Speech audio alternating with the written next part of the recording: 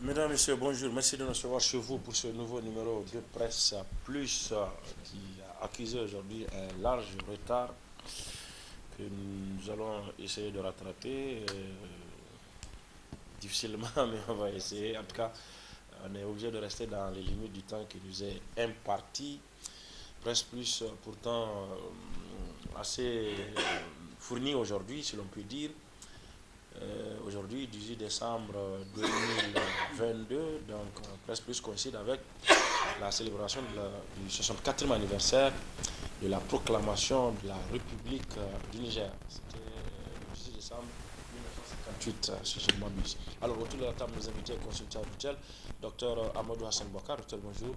Merci d'être là. À côté de vous, il y a Ousseini Issa. Ousseini, bonjour.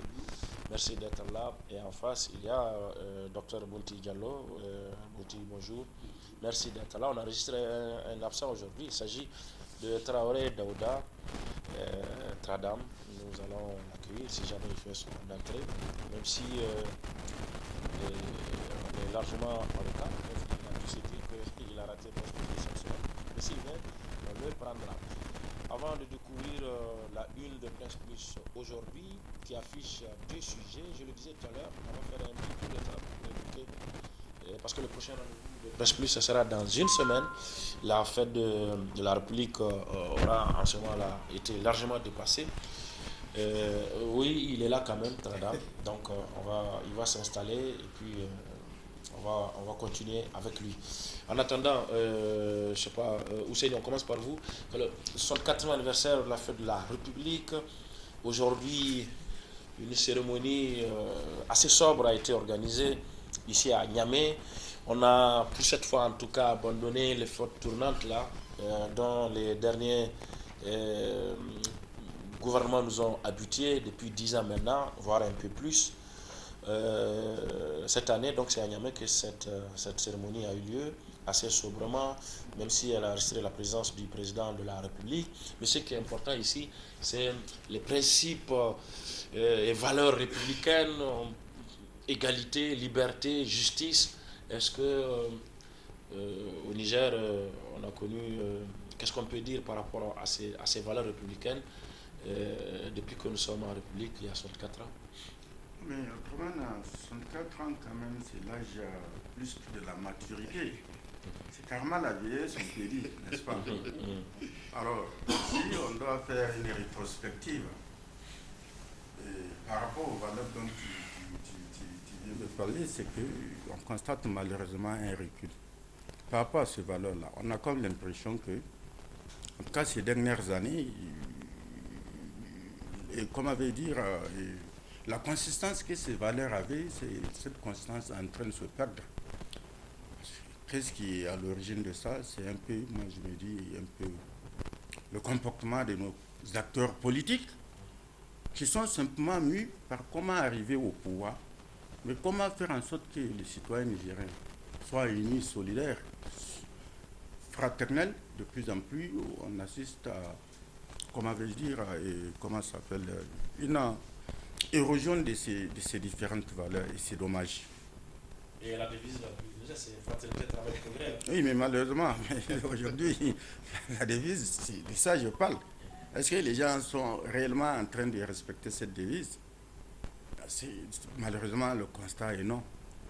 Les gens ont tendance plutôt, bon, c'est juste là, parce que c'est là, mais dans l'application, ce n'est pas ça, malheureusement. La fraternité est en train de foutre le cas. Le travail, on voit comment ça se passe. C'est la déliquescence pratiquement. Le progrès aussi. C'est une autre paire de manches. Voilà. Merci. Bonjour. Bonjour. C'est élaboré. Oui, c'est assez élaboré. Donc les valeurs républicaines, on a parlé de la liberté, on a parlé de l'égalité, de la justice aussi. Avant d'arriver à la fraternité, le travail progrès, qui est ces qui sont la division du Niger. Oui, avant de répondre à votre question, je voudrais d'abord souhaiter un anniversaire, un bon et joyeux anniversaire à ma fille, parce que 18 décembre, ça s'appelle la République. Ça s'appelle Indira République. De la pub. Je lui ai promis de Ah oui, de faire ça sur le plateau, c'est bien. Ah oui, là, Il faut le facturer. J'ai entendu, tu as payé la facture. Voilà, il faut lui transmettre la facture. La facture. Cela étant, ta première question était de dire pourquoi cette fois-ci c'était Niamey, et c'est Niamey qui abrite les festivités et c'était ça. Il faut se rappeler quand même que depuis sous temps, 2005, 6, 7, 7, 2005. Sur le deuxième mandat, il a initié un programme de rénovation des fêtes en région. Et beaucoup de pays, d'ailleurs, nous ont emboîté le pas, tout le monde en a fait. Et quand Youssouf est arrivé aussi, il a continué dans ce sens. Il a modernisé encore un peu plus les villes. Et il était question, après lui, donc de poursuivre avec les départements. Mais peut-être les finances n'ont pas suivi. Actuellement, c'est peut-être ça qui a fait qu'on a été obligé de se recentrer sur Niamey. Sinon, je crois que l'esprit, c'est d'aller partout, en tout cas en région, dans les grandes capitales régionales et dans les capitales départementales aussi, pour amener un semblant de développement, en tout cas en rénovant les routes et certaines infrastructures. Quoique, beaucoup de gens ont d'autres appréciations là-dessus. C'est une bonne chose.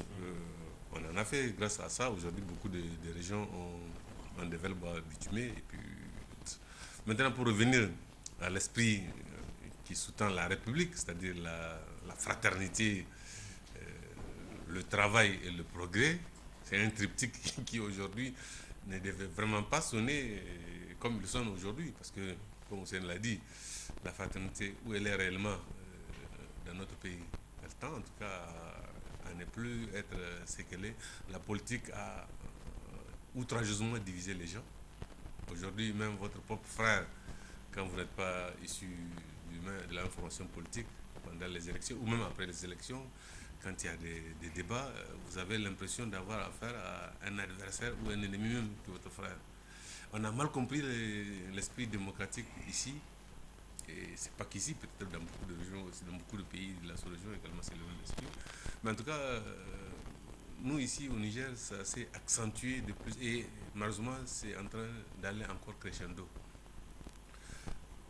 Quand il n'y a pas de fraternité, on ne peut pas parler de progrès. Parce que le progrès suppose une entente, une certaine communion, une certaine commune vision sur certains aspects de la vie tout court.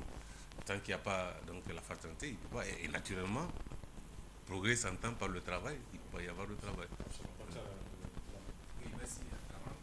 Je pense que, comme ils l'ont dit, effectivement, quand on fait un regard rétrospectif pour voir ce qui a été fait, ou les premiers moments justement d'accession du Niger au statut de république en 1958, 64 ans après, avec tout ce que cela implique comme valeurs et principes.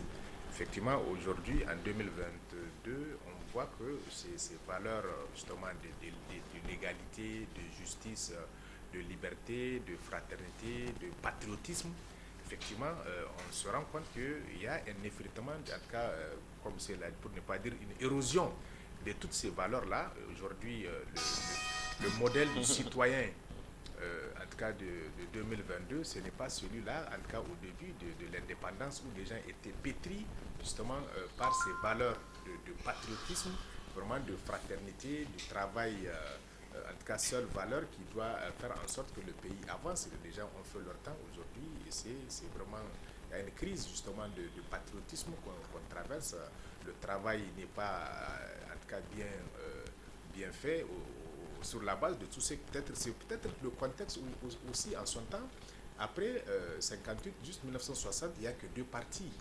Puis bon, après c'est devenu un seul parti de fait, et puis c'est pas les mêmes valeurs, les gens sortaient juste. Je pense que c'est tout ça là qui fait en sorte qu'aujourd'hui, effectivement, les valeurs de la République, en République, les gens ont l'impression que le principe de l'égalité n'est pas respecté. Et ces deux catégories de citoyens, comme il a dit, la politique a tellement divisé les gens où vraiment c'est un autre monde, quoi, véritable. Je pense que c'est pour ça, 64 ans, Hussein a dit, peut-être, je ne sais pas si c'est le début du troisième âge ou pas, mais quand même, il est l'âge vraiment de, en tout cas, au-delà de la maturité, où on doit, de la sagesse. Parce que si après 64 ans, dans le cadre de la République du Niger, les gens ne sont pas arrivés à une certaine prise de conscience pour intérioriser ces valeurs et principes justement de la République, pour que les gens soient solidaires les uns envers les autres, voir que le travail, c'est la seule façon de développer notre pays. Et donc je pense que ça pose un véritable problème. Je ne sais pas s'il faut indexer les uns et les autres pour dire que quand même il y a un échec. Il y a un échec justement si on n'est pas parvenu après pratiquement 64 ans à forger un modèle de citoyen qui se retrouve, en tout cas qui reflète ces valeurs-là. Je pense que c'est un échec à mon avis. Docteur Bonti. Bon, moi j'ai l'impression que plus la République vieillit, plus elle est complètement dégrégée. On a l'impression quand même qu'aux indépendances, ça allait mieux. Tout à fait le patriotisme, il y avait le travail, c'est grâce à ça que la plupart des hommes politiques là ont pu quand même sortir de leur campagne pour accéder à des fonctions aujourd'hui qui leur permettent d'engranger des milliards. Mais dites-vous, si les Dioré avaient agi comme nous sommes en train d'agir à l'heure actuelle, il n'y aurait pas de république à l'heure actuelle. Moi, je suis persuadé. Donc, moi, non, quelles que soient les insuffisances du régime de Diori, je considère que, en tout cas, s'il fallait peut-être parler de renaissance, il fallait peut-être se référer à ce régime-là. Parce que, quelles que soient les divergences que le régime a eues avec les uns et les autres, en tout cas, ce qui est sûr, c'est qu'au moins, il a posé les jalons qui pouvaient nous permettre, en tout cas, de créer une nation. Vous savez que par la suite, les militaires sont venus et ils ont tout remis en cause. Et voilà, aujourd'hui, rappelez-vous, hein, il y a un moment où, à partir de la licence, même pour aller à l'étranger pour étudier, il fallait que le dossier passe à la présidence parce que les gens ne voulaient pas d'intellectuels, entre guillemets. Donc voilà, et cela nous a mis en retard. Aujourd'hui, il y a des domaines dans lesquels, aujourd'hui, les Nigériens n'excellent pas, simplement parce qu'ils ne sont pas formés. Donc moi, je me dis, plus la République vieillit, moins elle porte de valeur, et là, c'est dangereux. Aujourd'hui, en tout cas, la seule valeur qui compte chez le citoyen nigérien lambda, c'est l'argent. Il n'y a plus d'autres valeurs. C'est l'argent parce que les gens se rendent compte que l'élite intellectuelle et l'élite politique, l'élite économique n'ont d'autres valeurs que ça. Les gens ils ont abandonné le patriotisme, ils ont abandonné ce que c'est que la notion d'État. Si l'État ne rapporte pas, il ne sert à rien. Donc, et vous voyez, même au niveau donc, de l'organisation des concours, les gens vont se prendre des faux fuyants pour essayer de se faufiler. Parce que le travail honnête, vous vous rendez compte que vous avez passé peut-être 21 ans, 22 ans sur les bancs de l'école, un petit vendeur de viande qui transforme son truc, au bout de quelques mois, il est milliardaire. Donc, les études auront servi à quoi? L'honnêteté aura... Non, je vous dis. C'est un exemple que je donne. Mais malheureusement, c'est ça. Aujourd'hui, les gens se disent que pour quand même envoyer mes enfants à l'école. Oui, l'école, oui. Le président se bat aujourd'hui pour que l'école reprenne de sa vigueur. Mais les gens se disent qu'au vu de ce que nous voyons, pourquoi aller à l'école? Pourquoi? Si je ne peux même pas écrire à Batassa par les marchés publics, je peux devenir milliardaire. Pourquoi je vais aller casser ma tête pendant 22 ans sur les bancs de l'école? Donc, voyez-vous, moi je me dis que sincèrement, quand on... L'honnêteté, l'intégrité, non, mais personne ne donne l'exemple. À partir du moment où personne ne donne le bon exemple, mais vous voyez, après on reproche à nos enfants d'être tombés. Non, c'est parce que nous-mêmes nous ne donnons pas l'exemple. Si nous ne donnons pas l'exemple, pourquoi les enfants ne vont pas faire comme nous faisons? Donc moi je me dis que sincèrement, il faudrait peut-être que la classe politique, la classe intellectuelle se ressaisisse, que l'on revienne à valeurs républicaines et qu'on sache que la démocratie ne peut pas permettre la création d'une petite minorité qui joue avec les fonds politiques et les fonds de l'État. Voilà moi. Oui, ça c'est juste un extra. Hein. Cette partie est juste un extra. Un document important qui a été élaboré pendant la transition militaire. Le pacte républicain. Vous avez vu, immédiatement, les gens ont mis ça de côté. Parce que si on avait mis, bien évidemment, ça allait changer beaucoup de choses. Si on devrait respecter le contenu de ce pacte républicain, peut-être que ça... Chacun s'y est engagé quand même. Mais plus la République vieillit, plus elle passe mal. Il y a des républiques au sel, notre colonisateur, par exemple, c'est plus de 200 ans, mais elle suit l'actualité et surtout, elle a su garder certaines valeurs. Tout à fait. Malheureusement, comparaison n'est pas raison. Comparaison n'est pas raison. Peut-être qu'il faut il faut un gros effort collectif, un gros effort national pour sortir de cette ornière, malheureusement. Presse Plus, donc je vous invite tout de suite à suivre son menu avec cette introduction de notre camarade de la rédaction, Boubacar Amadou. Pour ce dimanche 18 décembre 2022 qui coïncide avec le 64e anniversaire de la République, votre émission préférée Presse Plus vous propose 2 sujets au menu. Le premier sujet porte sur la corruption, un véritable phénomène s'il en est. Ce sujet sera discuté sous le titre « Lutte contre la corruption ». Bazoum déjà en panne. Quant au second sujet, il est relatif à la visite chez Mohamed Ousmane, président du RDR Kengi, effectuée par l'ambassadeur de France actuel, M. Sylvain Ité. Le sujet est titré « L'ambassadeur de France chez Ousmane, faut-il s'en étonner ?» Voilà donc pour le menu de Presse Plus aujourd'hui. Bonjour et bienvenue à toutes et à tous. Alors, la lutte contre la corruption, c'est un contexte, mais c'est aussi la corruption, c'est un phénomène, des faits sociaux, etc., des actes, etc. Cette semaine, par exemple, on célébrait la journée mondiale de lutte contre la corruption. Et nous savons ici au Niger, il existe une institution qui s'appelle la HALCIA, autorité haute autorité de lutte contre la corruption et les infractions assimilées, qui a fait quelques activités cette semaine pour marquer cet anniversaire ou cette journée commémorative. Le journal Le Hérisson titre la HALCIA 323 saisines, 197 dossiers retenus, 50 rapports transmis, dont 30 déjà dans le circuit judiciaire. 323 saisines, 197 dossiers retenus, 50 rapports transmis, dont 30 déjà dans le circuit judiciaire.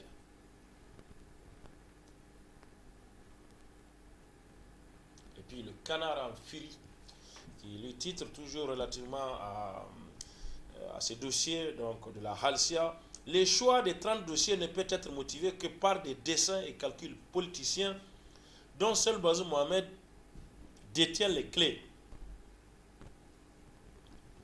Le choix des 30 dossiers ne peut être motivé que par des dessins et calculs politiciens dont seul Bazoum Mohamed détient les clés.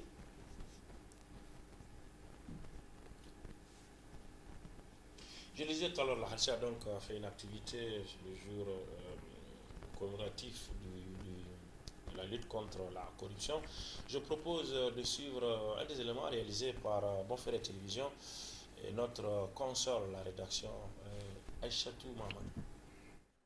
Un des facteurs du sous-développement, la corruption sur toutes ses formes constitue également un obstacle à l'atténuation de la pauvreté et la sécurité. En célébrant ce jour 9 décembre la Journée internationale de lutte contre la corruption, il s'agit de commémorer les 20 ans d'existence de la Convention des Nations Unies contre la corruption à laquelle le Niger a souscrit. En première ligne, les représentants du peuple s'engagent dans la lutte contre ce fléau pour assurer une bonne gouvernance. Nous devons tous agir ensemble, collectivement et individuellement, pour stopper ou du moins réduire significativement ce fléau qui sape sérieusement nos efforts dans la lutte contre la sécurité, l'éducation de nos enfants, la fourniture des services sociaux de base aux citoyens. Et nous devrons le faire avec courage, sincérité, dire non à nous-mêmes individuellement chaque fois que nous sommes tentés par un acte corruptif. Et c'est possible. Les impacts de la corruption sont réels et visibles. Pour les partenaires techniques et financiers qui accompagnent l'État du Niger, ils prônent pour une synergie d'action et décident d'appuyer une fois de plus la HALCIA. Notre appui budgétaire au Niger est soumis à l'évaluation de progrès concrets sur les réformes des finances publiques, à la transparence budgétaire et à la redevabilité. Enfin, en complément de ces réformes engagées avec le gouvernement, nous venons de signer une nouvelle subvention de 1 300 000 € pour appuyer la HALCIA. Engagée à mettre fin l'impunité et au-delà la corruption, la haute autorité de lutte contre la corruption et les infractions assimilées, HALCIA, n'étant pas s'arrêter en si bon chemin. Au titre de cette année, la HALCIA a déployé ses actions sur plusieurs axes. D'abord, celui de la mobilisation, de la sensibilisation et de la formation des acteurs du monde scolaire, des parlementaires, des acteurs de la société civile, des forces de défense et de sécurité, des magistrats et des leaders régionaux. Dans le domaine des investigations, la Halcia a enregistré pour les périodes 2021-2022 323 plaintes, 197 ont été retenues pour traitement, au terme duquel 50 rapports ont été transmis au président de la République et 30 rapports au procureur compétent. Unissons le monde contre la corruption est un appel des engagements souscrits par les États partis à la Convention nationale de lutte contre la corruption pour agir individuellement et collectivement contre la corruption. Dans ce sens, la Halcia bénéficie du soutien du gouvernement.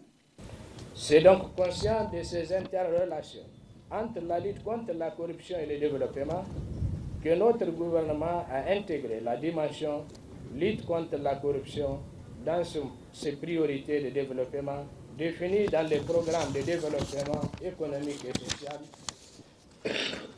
PDS, et dans le plan de réforme des finances publiques. En célébrant l'édition 2022 de la Journée internationale de lutte contre la corruption, la Halcia a mis en relief la Direction générale des impôts et celle des douanes en organisant des conférences débats sur audit et contrôle des services fiscaux et douaniers comme facteur de mobilisation des ressources. Ainsi, la Halcia veut venir à bout de la corruption en mobilisant les différentes structures et la population.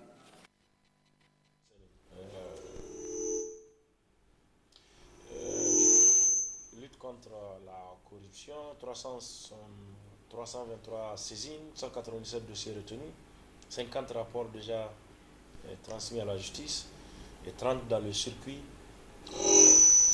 Au niveau de la Halcia, on peut mettre ça dans le contexte de la lutte contre la corruption.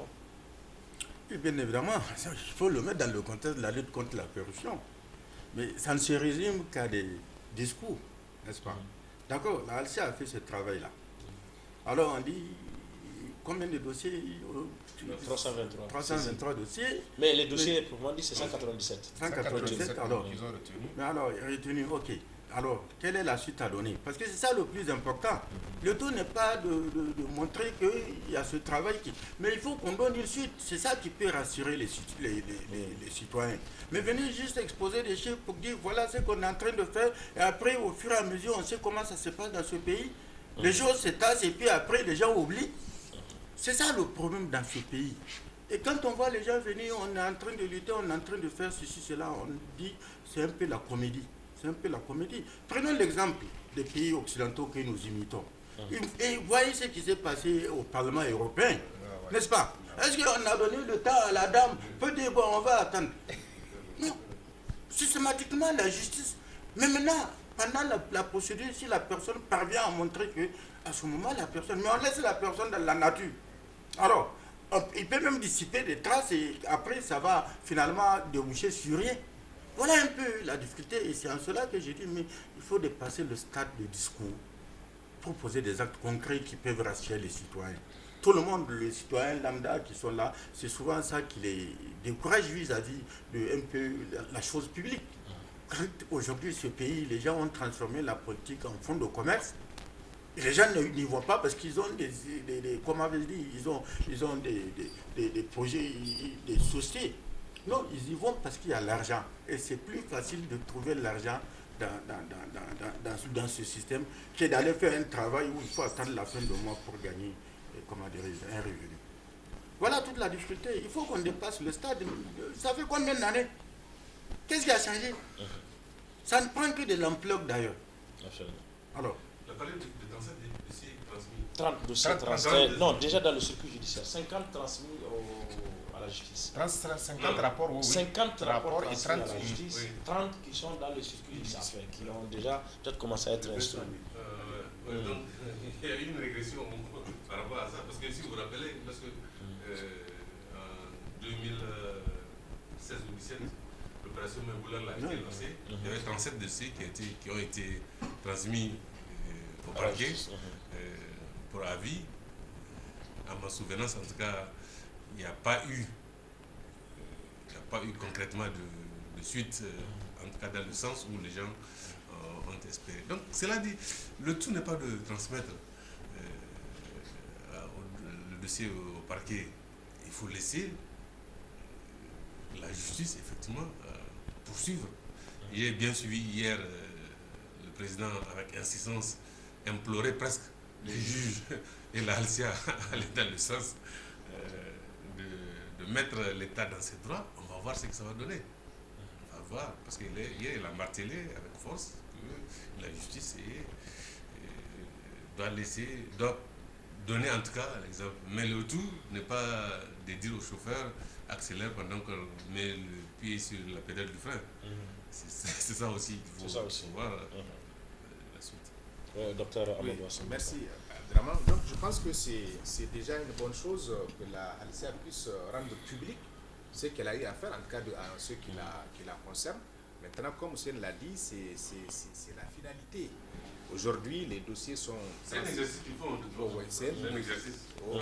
Donc je pense que pour moi, c'est bon, l'opinion est alertée. Maintenant, les regards seront tournés vers la justice. Donc, vous l'avez dit, le président, effectivement, dans son adresse à la nation hier, il a effectivement demandé, en tout cas aux juges, d'appliquer la loi dans toute sa rigueur. Maintenant, la suite, justement, c'est ça qui attend pour voir parmi les 30 dossiers qui sont effectivement dans le circuit. Et maintenant, quelle est la suite, que l'opinion puisse être informée pour dire que voilà la suite qui a été donnée aux 30 dossiers, c'est à quel niveau. Et quoique, bon, peut-être par rapport à ce que vous avez dit, l'opération Meboula, là, je pense qu'à l'époque, la loi, la Halcia avait un ancrage juridique, c'était un décret. Maintenant, suite à la nouvelle loi, une fois je l'ai rappelé ici, le procureur de la République n'apprécie pas l'opportunité d'engager des poursuites. Dans le cadre de la nouvelle loi de 2016, on dit qu'il est tenu d'engager la poursuite. Donc les 30 dossiers, en principe, il ne peut pas vraiment décider, il sera obligé de poursuivre. Donc les personnes qui seraient impliquées, maintenant, bon, au niveau des juges d'instruction, éventuellement, si c'est des questions... Et vous avez, les gens sont tellement sceptiques que, vous voyez notre confrère le Calan Fury, dit que le choix de 30 dossiers, parce que c'est 50 qui ont été envoyés à la justice, il dit que même les 30 dossiers là, leur sélection n'est peut-être pas motivée et certainement motivée par des dessins de politiciens dont seul le président de la République détient les clés. Peut-être lui, c'est pourquoi ces dossiers-là ont été sélectionnés au détriment des autres, ou en tout cas sont sur le point de connaître une suite. Non, les gens ont raison de s'impatienter, parce qu'on se rappelle de ce rapport de la Halcia sur le reversement qu'on appelle du carburant, où il y a eu beaucoup de choses à l'époque, comme si le dossier allait vraiment aboutir. À l'époque, l'ancien président de la Halcia avait fait un point de presse pour dire voilà ce qu'ils avaient recouvré à l'époque, mais malheureusement, ça n'a pas abouti, parce que les attentes des Nigériens sont énormes en termes de soif de justice. Parce que les Nigériens ont horreur de vivre l'injustice. Aujourd'hui, si on dit, voilà, dans ces 30 dossiers, effectivement, même si c'est 2 ou 3 qui sont passés au jugement où les gens sont venus voir, ça va dissuader, et c'est pédagogique. Ça va vraiment dissuader un peu ceux qui s'en prennent, en tout cas qui s'adonnent, j'allais dire, à cette activité, en tout cas à des pratiques correctives, puisque s'ils voient que avec tel dossier qui est effectivement jugé, où les gens ont été condamnés, même si c'est à une peine plus ou moins symbolique, mais le plus important, c'est que le comportement est répréhensible, donc au regard de l'infraction de la corruption, n'est pas resté impuni, ou même les favoritismes et tout ce qui s'ensuit, le trafic d'influence. Je pense qu'aujourd'hui, puisque le président a mis les juges face à leurs responsabilités, la Halcia est en train de faire le travail. Moi, à mon avis, au niveau justement de la justice, puisque c'est le plus souvent c'est des infractions à caractère économique, sur le pôle économique, le pôle spécialisé en matière économique, donc il faut que au moins quelque chose vraiment tombe, et que les gens seront convaincus que cette fois-ci, peut-être on est sur la bonne voie par rapport à la lutte contre l'impunité. Mais tant que ça doit juste rester justement dans les circuits avec toute la lenteur judiciaire et que bon, ça n'aboutit pas, les gens ne vont pas croire en tout cas, comme on l'a dit, en tout cas à tous ces discours-là, les différents rapports, tel rapport transmis, ceci dans le circuit, non. Tout ça là, les gens ne vont pas croire tant qu'ils ne verront pas du concret. Ils ne verront pas du concret. Docteur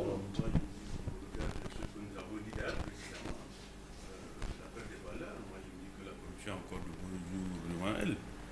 Maintenant, les gens veulent prendre le président de la République au mot, mais il se trouve que le système à travers lequel il est venu au pouvoir ne permet pas fondamentalement de lutter contre la corruption. Il ne faut pas se bercer d'illusions. Parce que c'est des groupes d'intérêt qui s'agglutinent pour amener le président de la République, les députés à l'Assemblée. C'est ce même groupe d'intérêt qui agit pour qu'on lui cède les marchés publics ou qu'on fasse des nominations. D'ailleurs, vous remarquez que dans les ministères, directeur général de temps, ça n'intéresse même pas les uns et les autres. Le poste le plus important dans les ministères aujourd'hui, c'est le poste de DAF. DRFM. Et les marchés publics. Et voilà, parce que c'est là qu'on octroie les marchés publics, c'est là qu'on reçoit les commerçants, ainsi de suite. Si vous êtes directeur général de l'enseignement supérieur, bon, vraiment, vous ne comptez pour zéro pour ces gens-là, parce que dans tous les cas, vous ne donnez pas de marché. Donc, moi, je me dis que il faut prendre le président au mot. Il a dit, ta famille, ton parti politique, ainsi de suite, ils ne peuvent pas te soustraire, n'est-ce pas, te couvrir. Maintenant, il y a des dossiers concrets. Et d'ailleurs, avant ça, vous voyez que sur Internet, les gens rappellent aussi les dossiers précédents qui n'ont pas connu de traitement. On dit, ben, l'affaire des 200 milliards de l'Uranium Gate, c'est passé où? Ainsi de suite. Donc, finalement, moi, je me dis que les gens sont sceptiques. Mais il peut sortir de ce scepticisme-là. Parce qu'on a des exemples concrets de gens qui se sont ligués contre leur propre parti parce que le parti est arrivé à un niveau où, je ne sais pas, en philo, ils appellent ça entropie où on ne peut plus continuer. Les marchés publics, là, il va arriver un moment où vous ne pouvez plus les octroyer. Dans tous les cas, il n'y a pas d'argent au trésor. Vous rappelez, vous faites venir les gens dans votre parti en leur octroyant des marchés, souvent, ils ne perçoivent pas les résultats des travaux ou de l'argent qui a été engagé au bout de 5 ou 6 ans. Mais ce monsieur-là, même s'il reste dans le parti, ça contre-cœur. Donc, en réalité, moi, je me dis que le président a la latitude de lutter contre la corruption. Il ne faut pas qu'il se barricade derrière l'indépendance de la justice. Vraiment, s'il est décidé là, il peut arriver. Et moi, je me dis que c'est ça là qui va conditionner son deuxième mandat ou pas. S'il se ligue véritablement contre la corruption, je vous assure que les Nigériens vont applaudir parce que, vous l'avez tous dit ici, les Nigériens ont soif de justice. Un simple concours à la fonction publique, il faut que des gens passent entre les filets pour se faire... Non, s'il vous plaît. Et on va venir vous parler de république, de démocratie, de comment on appelle ça? Nous sommes en train de consolider la démocratie dans le pays. Non, je pense que non. Sincèrement, moi je me dis, Halcia ou pas, c'est le président de la République qui a pris l'engagement que la Halcia fasse le travail ou pas. Maintenant, ça dépend de la volonté du président de la République. Je vous ai dit que voilà, il n'y a pas de traitement politique à faire. Les dossiers qui viennent, il faut les transmettre à la justice. Point barre. Moi, je me dis que de cette manière-là, sincèrement, son deuxième mandat, c'est comme une série sur un gâteau. Mais s'il continue à fermer les yeux sur ce... Parce qu'aujourd'hui, je vous assure que ce qui se passe est beaucoup plus terrible que ce que nous avons connu. Même les marchés de classe, là, vous avez vu des audios qui circulent, les militants se les partagent entre eux.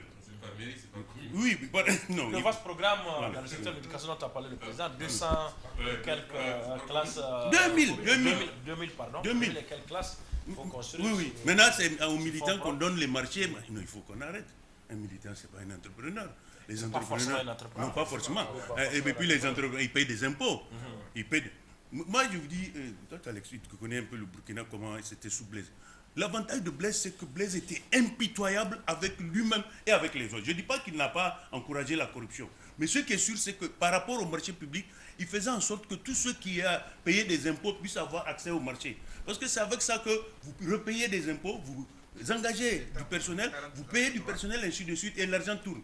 Mais quand vous mettez à mettre l'argent uniquement à la disposition de quelques vendeurs de beignets qui deviennent subitement milliardaires, l'argent ne tourne pas. Et qu'est-ce qui se passe, c'est que franchement, le pays ne peut pas progresser. C'est pas possible. Absolument. C'est que dit. Oh, oui, mais là, on a glissé. Généralement, les vendeurs de beignets, c'est des vendeuses. Généralement, c'est des vendeuses, oui. Il y en a, oui, mais bon, là-bas, là, c'est oui. Jésus, là, c'est les hommes. Et c'est l'enquêteur qui en parle, ce que vous dites, docteur. C'est l'enquêteur qui le précise, enfin, qui en fait cas. Dans sa parution, l'enquêteur, le quotidien, l'enquêteur, dans sa parution du 12 décembre dernier, le journal titre « La lutte en trompe-l'œil de Bazoum Mohamed contre la corruption ». La lutte en trompe-l'œil de Bazoum Mohamed contre la corruption. La lutte en trompe-l'œil de Bazoum contre la corruption.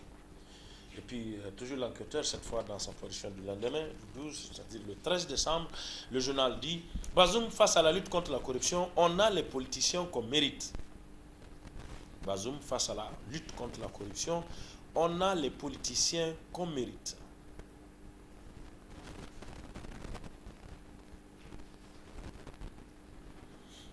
Là également, vous avez fait allusion à ça, les uns et les autres. L'engagement du président de la République actuelle, Bazoum Mohamed, dans cet extrait donc, de son discours d'investiture, le 2 avril 2021, Bazoum a été clair, limpide et net par rapport à cet engagement. Suivons cet extrait donc pour rafraîchir la mémoire aux uns et aux autres des propos in extenso sur ce chapitre donc, du président de la République il y a un an, quelques mois. La meilleure façon de lutter contre la corruption est de sévir contre ceux qui s'en rendent coupables. Mon credo sera de miser principalement sur la pédagogie de l'exemple en ne tolérant d'aucune façon le principe de l'impunité, que quiconque a une responsabilité dans l'administration publique répondra désormais tout seul et entièrement de ses actes. Son parti politique, sa base entre griffes, sa famille et sa communauté ne lui seront d'aucun secours au cas où son comportement devrait commander une mesure coercitive à son encontre. J'exigerai de tous les responsables aux différents échelons de l'administration que les cadres soient promis sur la base de leurs compétences techniques et de leur moralité. Alors, on se rappelle tous donc de cet extrait. Comme ça, Amel veut un peu retenir ces quelques éléments que Bazoum a dit. C'est la pédagogie de l'exemple. Entendu, il faut prêcher par la pédagogie de l'exemple. Il faut sévir contre l'impunité. Il faut assurer ou asseoir la rédévabilité. Et enfin, il faut asseoir également la promotion par le mérite et la compétence. C'est à peu près ça, si on peut... Oui, c'est à peu près ça. Ça résume un peu le contenu d'une bonne gouvernance. Exactement. Ce n'est pas autre chose. Hein. C'est ça la bonne gouvernance. Mais aujourd'hui, entre le discours, on a vu le tunnel d'applaudissements dans la salle.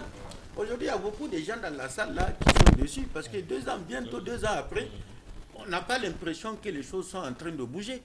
N'est-ce pas?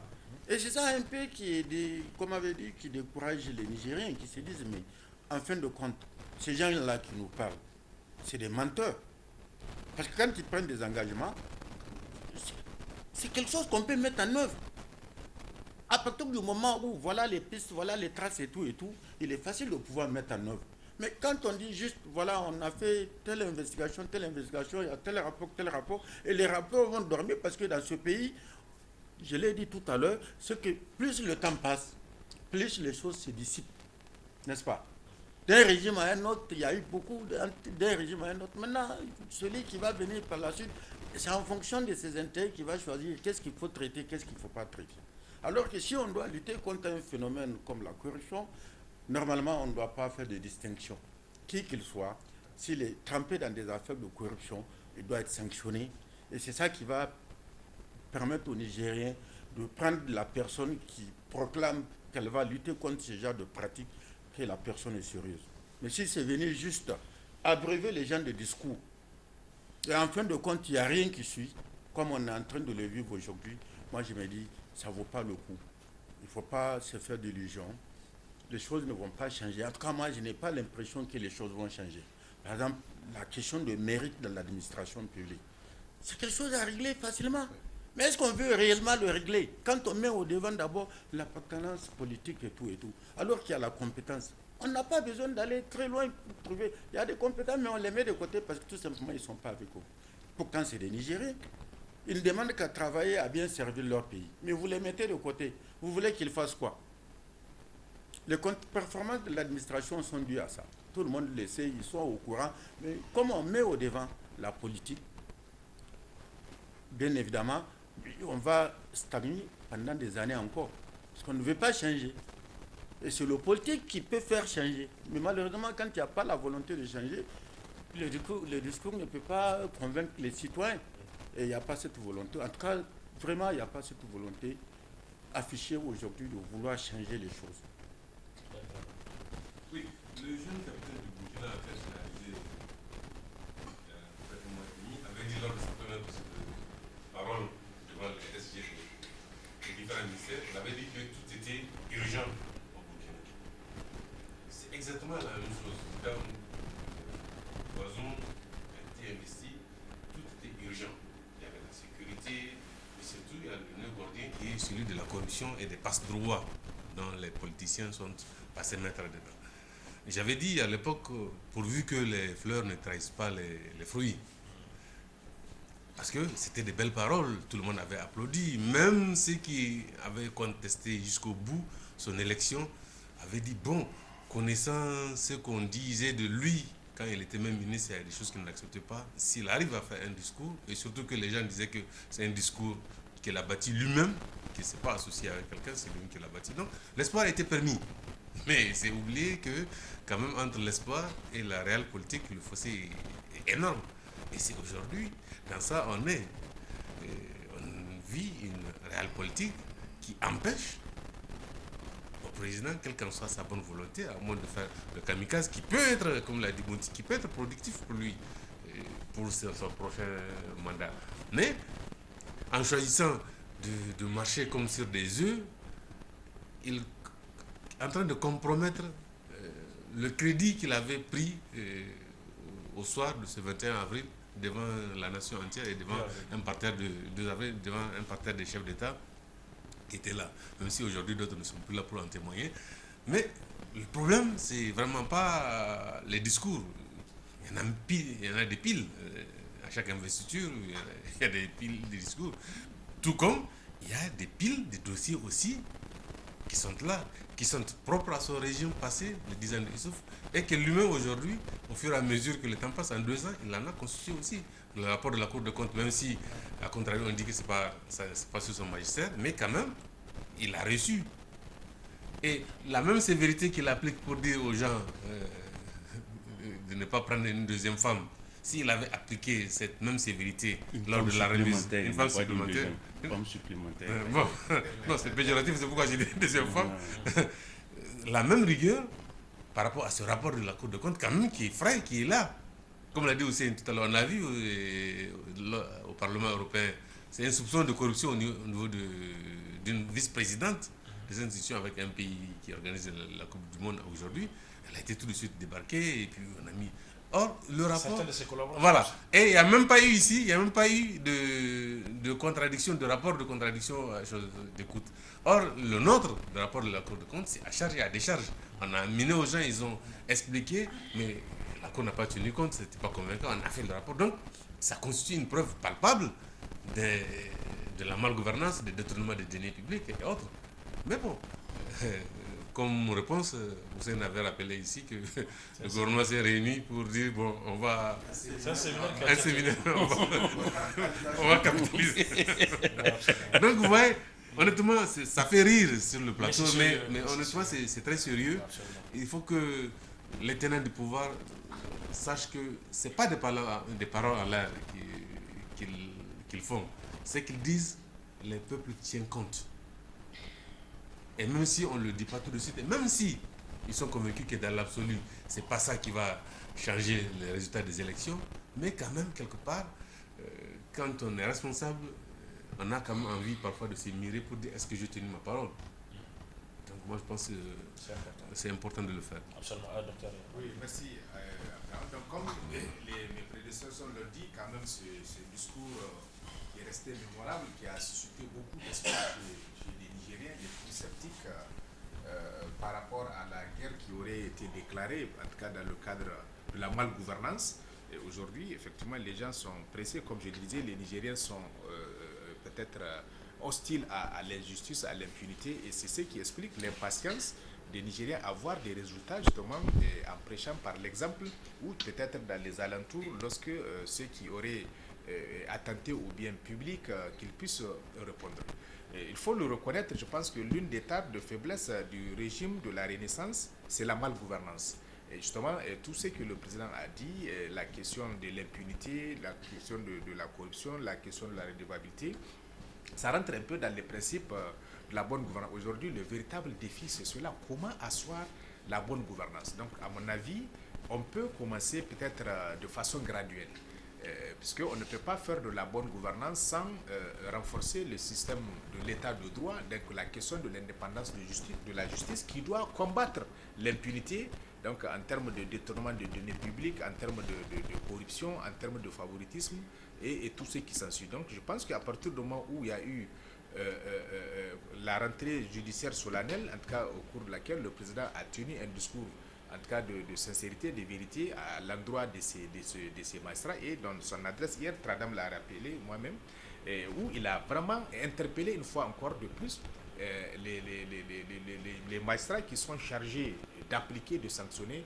À mon avis, aujourd'hui, les regards doivent être tournés vers ceux-là qui doivent vraiment sanctionner ce comportement-là. Parce qu'il a rassuré, il n'y aura pas d'intervention. Parce que peut-être l'autre chose, c'est l'interférence du pouvoir politique, du pouvoir exécutif dans le fonctionnement du pouvoir judiciaire. Et comme on l'a dit, c'est vrai, ces dossiers qui ont été transmis par la Halcia suite à son rapport, à son investigation, c'est de rapidement donner une suite, parce que ceux qui sont dans le circuit judiciaire, qu'on puisse vraiment interpeller les gens et que ça soit peut-être que les médias puissent porter à la connaissance justement de l'opinion, voilà là où on est, donc pour que les gens mettent la pression, parce que l'opinion exige justement à ce qu'il n'y ait plus d'impunité et que quel qu'en soit votre statut social, politique et autres là, lorsque vous vous trouvez dans cette situation d'indélicatesse vis-à-vis de la gestion en tout cas des données publiques, que vous puissiez répondre. Mais effectivement, tant qu'il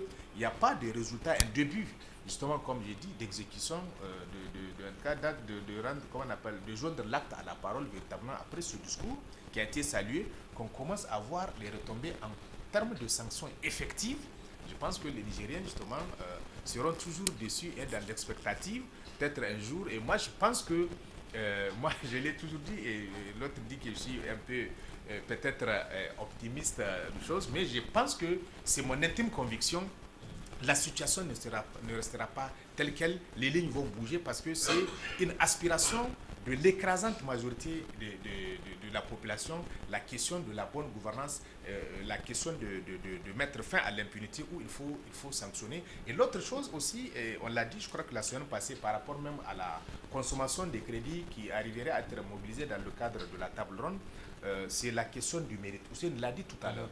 La question du mérite, justement, au niveau de l'administration publique, c'est aussi un autre défi. Si on veut que le pays aille de l'avant, on arrive à faire bouger les lignes en termes d'indicateurs de développement, je pense qu'au niveau de l'administration publique aussi, il faut faire le nettoyage. Pendant 10 ans, les gens, en tout cas, sinon, moins les gens étaient à un certain nombre de postes, ils n'ont pas produit de résultats. Mais pourquoi continuer à les garder? Les autres, comme il a dit, c'est des Nigériens, surtout que c'est des postes techniques pour lesquels tout Nigérien qui a une certaine compétence, justement, peut être nommé pour servir son pays. D'autant plus que les gens ont aujourd'hui une dette vis-à-vis de la nation. Et les gens ont étudié avec les fonds publics, les gens ont fréquenté l'école publique.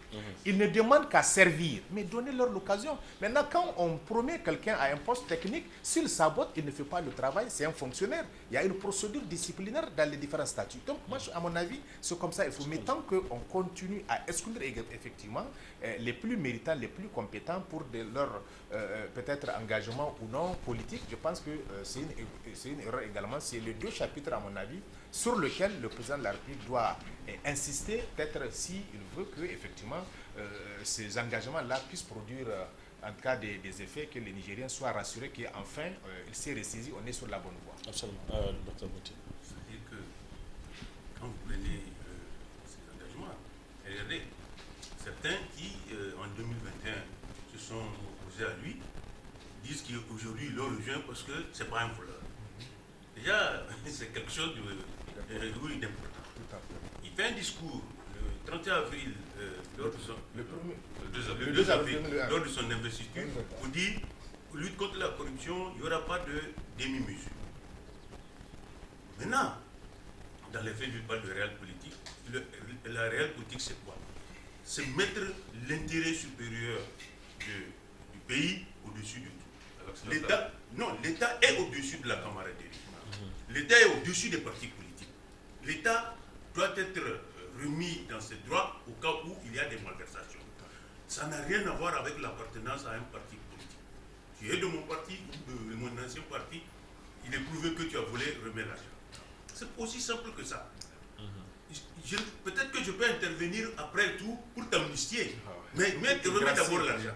Tu as eu le temps de peut-être même le faire fructifier, de sorte que tu peux remettre le capital. Mais remets l'argent. Une fois que tu auras remis l'argent, peut-être que je peux t'amnistier. Te gracier. Mais, qu'est-ce qu'on constate? C'est que les gens mettent en avant, et jusqu'à aujourd'hui, l'appartenance politique pour se barricader après avoir mené des raids sur les finances publiques. Moi, je parle de raids, parce que ça, c'est vraiment des coups de main. Ça, c'est les militaires. Oui, c'est des milliards. Oui. Quand les gens se permettent de distribuer des marchés publics dans la rue, ça veut dire qu'on est tombé trop bas. Maintenant, il faut réagir. Et je vous assure que moi, vous savez, je ne suis pas un fervent politicien. J'aime Deng Xiaoping parce qu'il n'est pas très instruit. Deng s'est retourné contre son propre parti. Il a liquidé 220 000 membres du Parti communiste chinois dans le cadre de la lutte anti-corruption. Et le résultat aujourd'hui est là. Après, il a engagé des réformes qui font que la Chine est devenue aujourd'hui la deuxième puissance économique du monde. Elle sera la première puissance économique du monde d'ici 2030-2050. Donc, moi je me dis qu'il ne faudrait pas s'arrêter à ce que lui il appelle la réelle politique de la camaraderie. Il n'y a pas de camarade quand tu détournes l'argent public. Il faut que les choses soient très claires. L'État est au-dessus du parti politique et des individus. Et il est au-dessus des individus. Si tu touches à l'argent de l'État et que j'ai connaissance, moi je te fais profiter. Terminé. Moi je pense que là, il peut même faire ce mandat, les gens ne... C'est ça l'idéal. Il va falloir qu'il passe au moins semblant d'aller vers l'idéal. Mais s'il reste les bras croisés à observer, moi cette histoire de Hansia d'abord je n'y crois pas. Moi je vous dis, moi je n'y crois pas du tout. Vous avez des dossiers, il faut les remettre à la justice. Mais c'est ce qu'ils ont fait. Terminé. Non. Et en plus il faut publier la liste des dossiers. Quelle est l'entreprise qui est concernée? Quelle est la personnalité qui est concernée? Souvent les gens prennent peur et ils remboursent. Rappelez-vous au temps de Koutié. Souvent, c'est même les familles qui cotisent pour rembourser ce que vous avez détourné. Mais si on dit non, c'est juste 50 dossiers, et bien ont été soustraits les 30. Quel dossier actuellement? Est-ce que vous savez quel est le contenu de ces dossiers-là? Vous ne le savez pas. Donc ça veut dire qu'en réalité, il y a une volonté manifeste ici de continuer à couvrir les gens. Il faut qu'on arrête. C'est tout. Alors, M. Moumouni Abdourahmane, qui nous écrit, il dit oui, c'est une bonne chose que la Halcia transmette les dossiers au parquet, mais malheureusement cela a été fait d'une façon sélective sur l'instruction des roses qui nous gouvernent et c'est dommage. Attendons de voir peut-être que le président Bazoum va surprendre le peuple nigérien en faisant la part des choses, en traitant toutes les infractions ou les infracteurs au même pied d'égalité. C'est le seul moyen d'étancher la soif de justice des Nigériens. Oui, mais c'est ça le souhait de tous les Nigériens. En tout cas, les Nigériens à la base. Les gens à la base, c'est ça leur souhait. N'est-ce pas? Mais malheureusement, c'est que entre le souhait des populations et un peu le comportement des acteurs politiques au pouvoir, il y a un fossé. Quand les gens parlent d'en haut, ils parlent des populations, ils disent ah, ça va, le Niger est en train d'avancer, on avance sur le plan ceci, cela. Mais la réalité de terrain est là. Les gens s'appauvrissent de jour en jour à cause des pratiques comme la corruption, à cause de ces phénomènes d'exclusion et tout et tout. Quand dans un système, celui qui est inquiété, c'est-à-dire parce qu'il est juste de mon parti, je dois le protéger. Au lieu de le mettre karma de côté, je le prends, je l'amène quelque part. Il a fait des malversations ici, je le prends, je lui trouve un point de chute. On a connu ça pratiquement sous le mandat de Youssoufou, où la personne commet des impairs, on prend la personne, on nomme conseiller avec rang de ministre à la présence. Alors, dans ces conditions, comment on peut mettre fin à cette pratique-là? Parce que moi, j'ai dit, il faut dépasser le stade de discours. Mais malheureusement, même avec Bazoum, c'est le discours jusqu'ici. Il n'y a rien de concret.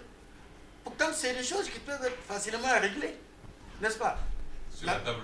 Non, je vais dire, s'il y a la volonté, ça veut dire qu'il n'y a pas la volonté. On parle juste, on abreuve juste le peuple le discours, on va lutter contre ceci, on va lutter contre cela, mais dans la réalité, il n'y a rien. Il n'y a rien. Et jusqu'à la fin du mandat, je me rappelle, cette lutte contre la corruption, Issoufou l'a décidé depuis son premier mandat. Il dit qu'il va mettre fin. Mais à un temps, ils ont dit que c'est leur allié qui traîne qu'il y a des militants qui traînent des casseroles. C'est pour ça qu'ils n'ont pas pu enclencher la lutte. Maintenant, quand l'allié est parti, tout le monde s'attendait à ce que la lutte soit enclenchée. Mais malheureusement, les gens... le réveil a été douloureux. C'est à ce moment que ça a pris de l'ampleur. Et les gens qui, pour aller vers dans la prairie rose, ils s'en vont parce qu'ils savent que là-bas... Monsieur Adamou Seyni, notre téléspectateur ou auditeur, ou les deux, le président Bazoum veut, mais malheureusement, il ne peut rien faire. Il est au pouvoir avec l'aide des corrupteurs corrompus. Tahirou Mangal, par exemple, a été décoré, malgré qu'il doit 9 milliards à la SONIDEP et qu'il a roulé tout un pays dans la farine lors du pèlerinage passé. Quand des élus prennent de l'argent chez des commerçants pour mener une campagne électorale, il ne faut pas s'attendre à grand-chose. C'est exactement ça, la réelle politique dans le contexte de Bouti. C'est-à-dire, il a peut-être la bonne volonté, tous ceux qui le connaissent disent que, en tout cas, il est déterminé, mais lui-même, ses premiers pas, c'est vrai qu'il a fait un excellent discours, mais je crois que dès le deuxième jour, il s'est rendu compte de la limite de son discours. Parce que quand vous voyez le gouvernement, tout le monde dit que ça ne reflète pas lui ce qu'il disait dans les couloirs. Comment il voyait son équipe, ça ne reflétait pas. Et quand on a suivi par après toutes les nominations, les gens ont vu que non, il y a du plomb quelque part et il ne peut absolument rien faire. Parce que, comme l'a dit quelqu'un ici, c'est leur argent, c'est l'argent de ces gens-là qui a contribué à faire de lui ce qu'il est. Et ces gens, c'est le film de je crois, Djingare Mega, un des Niages Noirs, où Bozé disait que le parti... J'ai aidé le parti, le parti m'a aidé. Donc ils ont aidé Bazoum à être président et Bazoum, d'une manière ou d'une autre, il est obligé de les aider aussi. Parce que demain, s'il tombe dans leur esprit et dans son esprit lui-même, demain il aura besoin d'eux encore pour pouvoir rébeloter. Et s'ils ne sont pas là, ça peut ne pas les mocher. Or, dans l'absolu, ce n'est pas tellement vrai. C'est son boulot, c'est ça qu'il aura fait s'il a cassé la baraque comme il a promis. Je suivais un de ses entretiens avec Yahya de BBC et de Voice of America, où il disait qu'il a attrapé 30 personnes, il a mis dans un ministre. Mais quand vous remarquez, ce ne sont pas ses dossiers. Donc, mais pourquoi il hésite? Et ce ne sont pas ses dossiers, ce sont des alliés le plus souvent. Donc, mais pourquoi il hésite dans ce cas, dans sa prairie, comme Hussein l'a dit, où on n'a pas besoin d'une enquête, il suffit juste c'est un coup de poussière qu'il faut pour pouvoir avoir des bons dossiers. Et des dossiers qui peuvent lui porter vraiment grande publicité, surtout qu'aujourd'hui, il a le vent en poupe, il n'a pas une opposition en interne. Dans la sous-région, c'est pratiquement le chef de l'État qui est audible, c'est lui qui est au four et au moulin. Vous avez au Burkina un militaire, au Mali un militaire, en Guinée un militaire, donc ça ne part pas. L'Ivoirien se cherche, le Ghanéen également se cherche. Donc c'est le seul chef d'État aujourd'hui qui est au firmament et qui, tout le monde court vers lui. Le Sénégalais se tue. Le Sénégalais se tue, donc, et qui, tout le monde court vers lui pour lui apporter des solutions à son problème. Donc il a vraiment aujourd'hui le vent en poupe pour pouvoir mener en interne des solutions pour son peuple. Parce que la crainte c'était quoi? C'était il y a ceci, il y a cela. Aujourd'hui, toutes les forces extérieures viennent ici. Pas plus tard qu'hier, l'Allemande est venue pour dire qu'elle va apporter des Européens. Donc, on a énormément de soutien des Européens, des Occidentaux. Et à l'intérieur, il n'y a pas d'opposition. Il n'y a pas de société civile qui le conteste, personne ne le conteste. Donc, peut-être vous allez me dire qu'il ne veut pas créer sa propre opposition. Or, s'il ne la crée pas, elle va se créer d'elle-même. Parce que les frustrations, on va voir à l'issue du Congrès ce que ça va donner. Comme lui-même dit, on va aller au Congrès, on va voir ce que ça va donner. Voilà ce que ça va donner. Donc il est important de vraiment de prendre le devant pendant qu'il est encore temps, il a tout, il a les cartes en main aujourd'hui. Monsieur Abbas, il dit bonjour, il y a suffisamment de dossiers pour que la justice agisse dans le domaine de la lutte contre la corruption. À moins que ce discours n'existe que pour s'en prendre à ceux qui ne s'alignent pas à l'idéologie gouristanique. Oui, parce que c'est une question aussi qu'on peut légitimement se poser. La Harcia a dit qu'elle a fait son travail, ou bien qu'elle continue à faire son travail normalement, qu'elle envoie des dossiers. C'est le cas, par exemple, ici, on parle de 50 rapports transmis. 30 sont en train de rentrer dans le circuit. Le président de la République, vous l'avez rappelé tout à l'heure, rien qu'hier, dans son message à la nation du 18 décembre, a dit que le juge et la justice doivent faire le travail, etc. Mais c'est une question peut-être qu'on peut se poser. Pourquoi le juge ou la justice ne prennent pas tout ce beau monde au mot pour qu'il y ait des grands procès ou des procès mémorables, ne serait-ce qu'une fois, sur la lutte contre la corruption. C'est ce que je disais tout à l'heure. Je pense qu'avec la rentrée judiciaire solennelle, ce qui a été dit et l'adresse à la nation, le président a interpellé une fois de plus les juges. Aujourd'hui, les regards sont tournés vers la justice. En principe, la question de l'impunité, à partir du moment où les dossiers sont transmis, que ce soit du côté de la Halcia ou même peut-être le rapport de la Cour des comptes, si peut-être d'autres n'ont pas été transmis à la Halcia pour creuser davantage et transmettre aujourd'hui, en réalité, en tout cas, à mon avis, c'est les juges qui doivent donner le ton dans le cadre de la lutte contre la corruption à partir du moment où aujourd'hui les dossiers sont dans les murs justement du palais de justice au niveau du parquet pour pouvoir le faire. Et comme je l'ai dit tout à l'heure, avec la nouvelle loi, le procureur n'apprécie pas, il a l'obligation d'engager la poursuite contre en tout cas les personnes présumées auteurs d'infractions en tout cas qui rentrent dans le cadre de la compétence de la Halcia. Donc il n'y a pas d'excuse de mon point de vue aujourd'hui à faire ça. Maintenant par rapport aux 20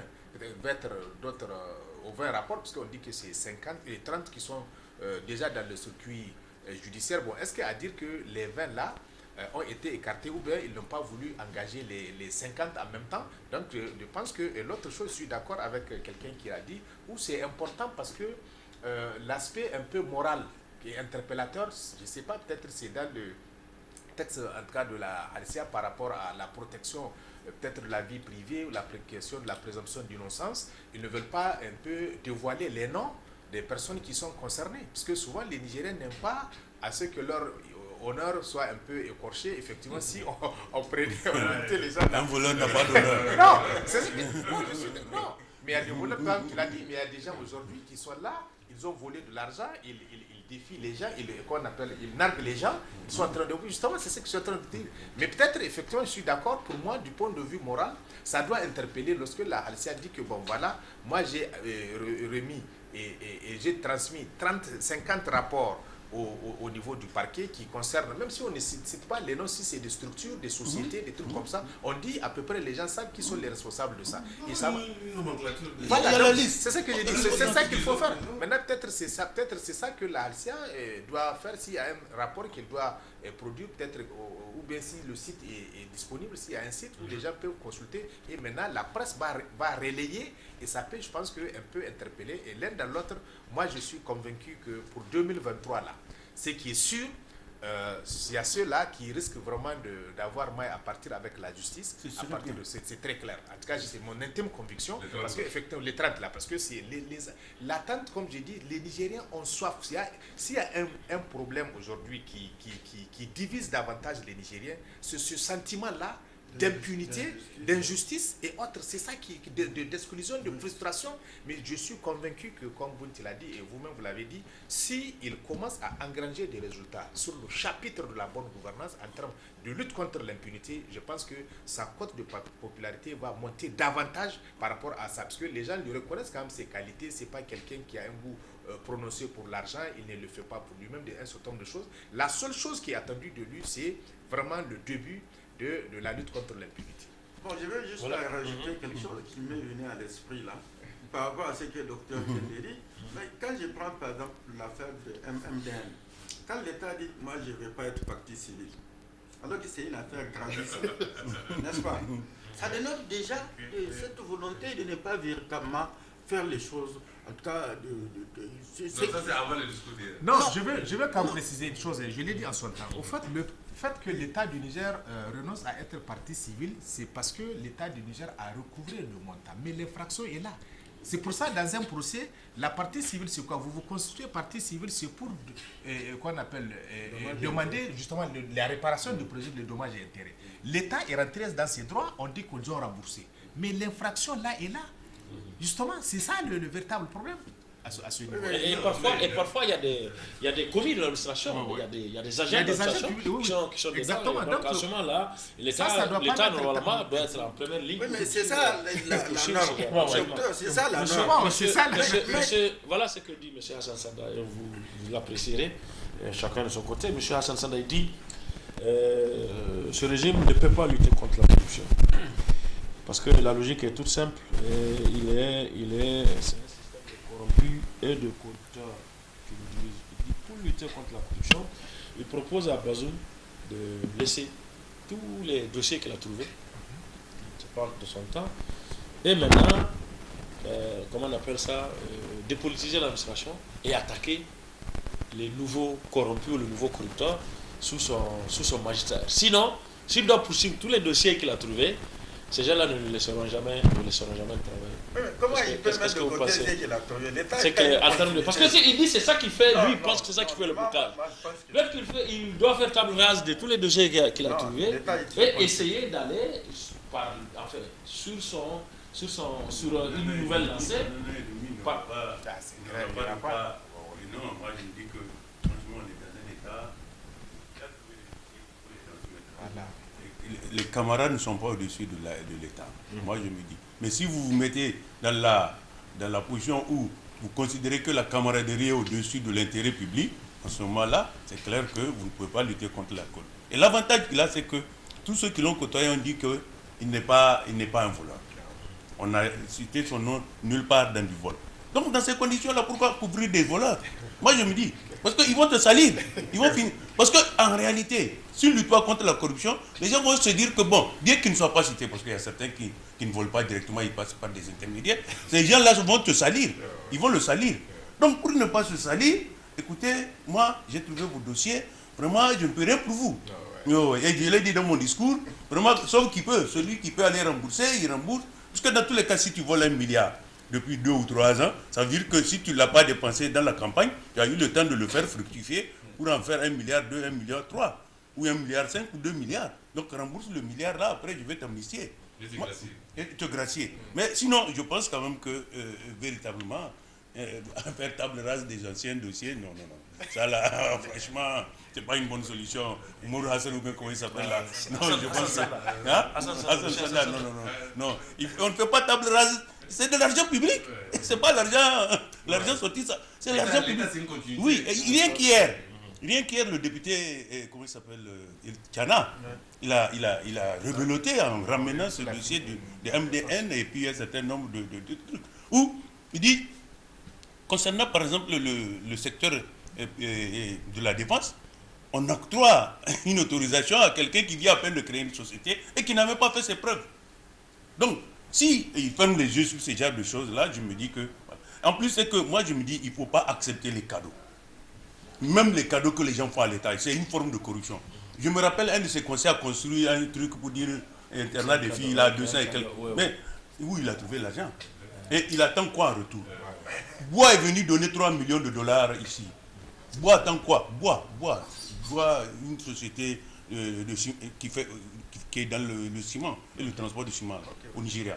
Ils sont venus donner 3 millions 5. Pourquoi? On les a décorés ce matin. Bon alors, non, il faut qu'on arrête. Donc ça veut dire en réalité que c'est de la corruption. Manga ne peut pas être décoré. Si l'autre l'a décoré parce qu'il a 81 ans ou 82 ans, il est devenu sénile, nous chez nous, il ne doit pas être décoré. Pourquoi? Parce que rien que le pèlerinage passé là, regardez le nombre de gens qu'il a laissé sur les carreaux. Regardez comment il a fait traîner nos pèlerins. Oui. Hein? C'est ça que le téléspectateur a dit. Oui, mais on ne peut pas le décorer.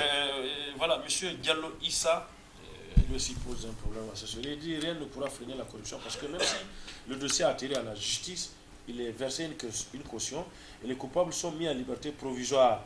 Et les cautions disparaissent.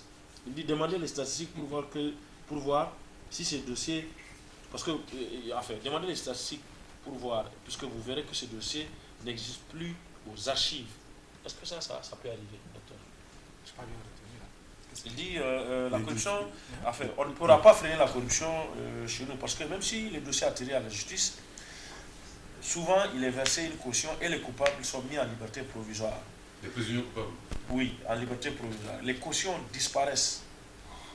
Demandez les statistiques et vous verrez que ces dossiers n'existent plus aux archives.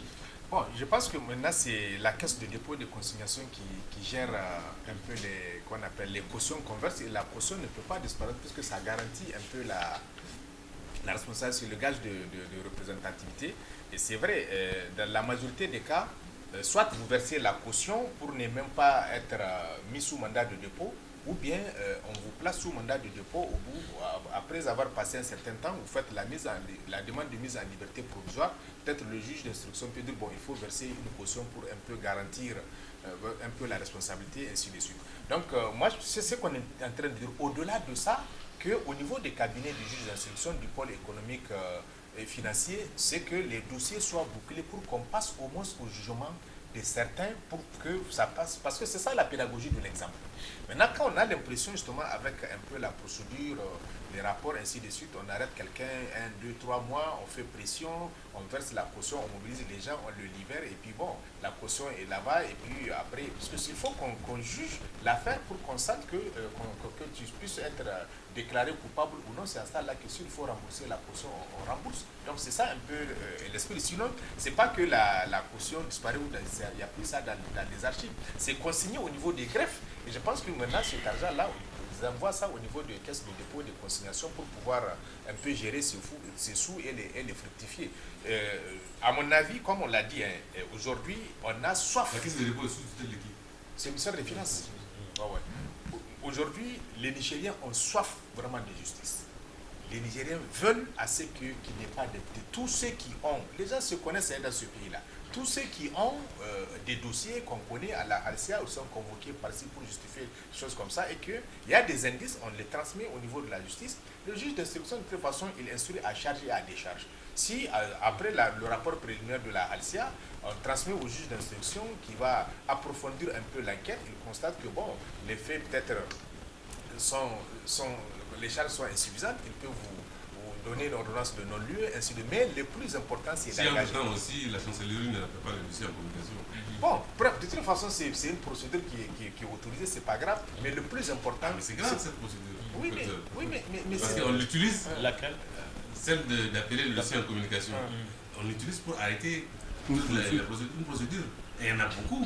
Bon. Tu en sais, j'en sais. Non, bon, moi je ne sais pas. Peut-être. Il est en train de sortir ceux qui ont fait. Non, il est en train de sortir ceux qui ont fait. Oui, dernière question de monsieur Yacoub Sadou. Il dit il est agent au ministère du Plan. Monsieur Yacoub Sadou, il pose cette question. Docteur, si après votre réponse, il y en a qui veulent ajouter un ou deux mots pour finir. Il dit, j'ai une question adressée à Dr Amadou Boubacar. Quel est le sens de la séparation de pouvoir dans un État? Quand le président de la République a-t-il un rôle à jouer dans le pouvoir judiciaire à part celui de s'abstenir de l'enfreindre?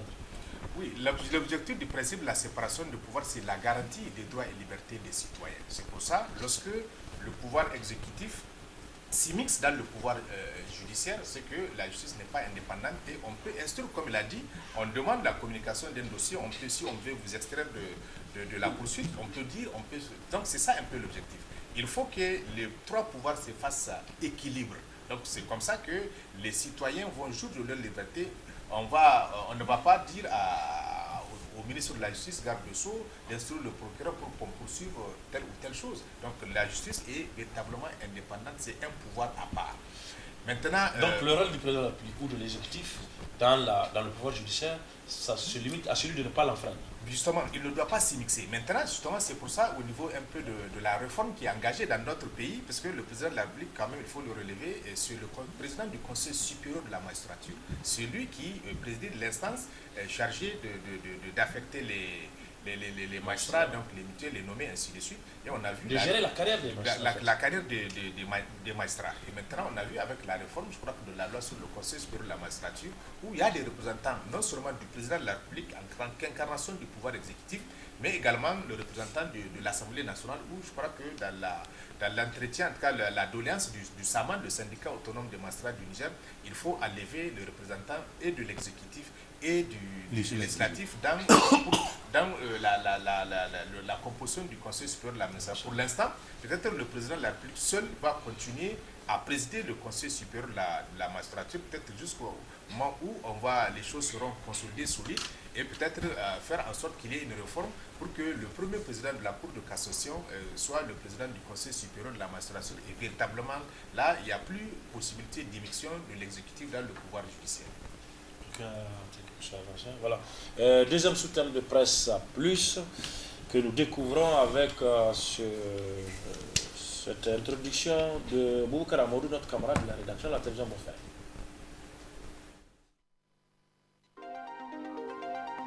L'ambassadeur de France chez Ousmane, faut-il s'en étonner? Monsieur Sylvain Ité, ambassadeur de France au Niger, a rendu visite à Monsieur Mohamed Ousmane, président du RDR Tchengi, ancien président de la République, ancien président de l'Assemblée nationale, challenger de Bazoum Mohamed au deuxième tour de la présidentielle de 2021. Arrivé il y a seulement quelques semaines auparavant, M. Sylvain Ité, à sa demande, a souhaité rencontrer M. Ousmane, un des leaders de l'opposition politique nigérienne, alors qu'il était taxé, à tort ou à raison, d'être plutôt très proche du pouvoir de Niamey, à l'instar des autorités du pays dont il est le représentant au Niger. Quel est l'intérêt d'une telle rencontre? Que se sont dit les deux hommes? La France veut-elle changer de fusil d'épaule? À suivre tout de suite le débat. Alors, donc, on le savait, en tout cas la plupart d'entre vous le savent déjà, l'ambassadeur de France actuel qui a 2 mois et demi ou 3 mois ici a remplacé le précédent, donc a rendu visite au challenger, à l'ancien challenger du président de la République au deuxième tour de la présidentielle de 2021, M. Mohamed Ousmane, qui est en même temps président du RDR Tchengi, un des leaders donc, de l'opposition politique. L'ambassadeur de France chez Ousmane, faut-il s'en étonner, Ousseini? Je ne vois pas l'étonnement dedans. C'est un diplomate. Mohamed Ousmane, quand même, c'est une personnalité, celui qui a été deuxième lors des dernières élections présidentielles, n'est-ce pas? Et je ne vois pas, comment dire, ce qu'il y a de mal dedans, qu'il aille voir un peu, échanger avec lui, parce que c'est quand même une personnalité, quoi qu'on dise, quand bien même ce n'est pas lui le chef de file de l'opposition, il reste tout de même une personnalité, parce que c'est lui qui est arrivé deuxième. Parce que c'est aussi ça, il n'a pas rencontré le chef de file de l'opposition, hein. Oui. Il a rencontré Mohamed Ousmane. Oui, il est allé rencontrer Mohamed Ousmane pour échanger sur peut-être un certain nombre de problèmes, notamment, vous savez, il y a ce sentiment anti-français qui se développe de plus en plus. Les discussions peuvent porter sur ça, autour de ça, ces questions-là. Et depuis, on sait aussi que cet ambassadeur-là, il se veut beaucoup plus actif. Il n'est pas réservé. On voit sur les réseaux sociaux même comment il réagit souvent. Chaque fois qu'on parle de la France, souvent, celui qui prend le débat, c'est qu'on n'a pas connu avec d'autres ambassadeurs. Même si certaines actions ne sont pas appréciées quand même. Non, mais bien évidemment, c'est pas apprécié parce que les gens considèrent qu'il s'agit un peu trop dans le quotidien même des Nigériens et tout et tout. Ça. Mais ça, c'est son style en tant qu'ambassadeur, n'est-ce pas? C'est son style. Moi, je ne vois pas de mal à ce qu'il aille voir Mohamed Ousmane échanger avec lui. Et à l'issue de cette visite, le 7 décembre dernier, le parti de Mohamed Ousmane, le RDR Tchengi, a rendu public un communiqué de presse signé par son secrétaire général. Je propose de suivre un peu le contenu de ce communiqué avec notre camarade de la rédaction, Haïdara Youssouf. Son Excellence Mohamed Ousmane, ancien président de la République et président du Renouveau démocratique et républicain RDR Tchengi, s'est entretenu à son domicile ce mercredi 7 décembre 2022 avec son Excellence M. Sylvain Ité, ambassadeur de France au Niger, à la demande de ce dernier. M. Sylvain Ité, dont l'accréditation au Niger date du 7 octobre 2022, poursuit ainsi ses visites de courtoisie d'usage aux institutions et personnalités de notre pays pour s'enquérir des réalités nationales et partager avec elles les visions des autorités françaises relativement au contexte national, régional et international. Son Excellence, le président Mahaman Ousmane, en a profité pour rappeler la position constante des militantes et militants du RDR Tchangi relativement à la défense des valeurs et principes de l'état de droit, de la démocratie, de la République, des droits et libertés fondamentales des citoyens de la Conférence nationale souveraine à ce jour. Concernant la situation présente de notre pays, le président Ousmane a fustigé la pratique de la mauvaise gouvernance des autorités en place, pratique qui se traduit par l'instrumentalisation des institutions républicaines, dont la justice et l'Assemblée nationale, entre autres, la corruption endémique, la politisation de l'administration et le blocage du dialogue politique et social, le muselage des droits et libertés publiques, dont la liberté d'expression et de manifestation et l'emprisonnement indu des opposants politiques. Se prononçant sur la présence des troupes étrangères au Niger, le président Ousmane a rappelé le caractère illégal du stratagème adopté par le gouvernement pour prétendre obtenir l'approbation de l'Assemblée nationale à travers une modification de la déclaration de politique générale du Premier ministre.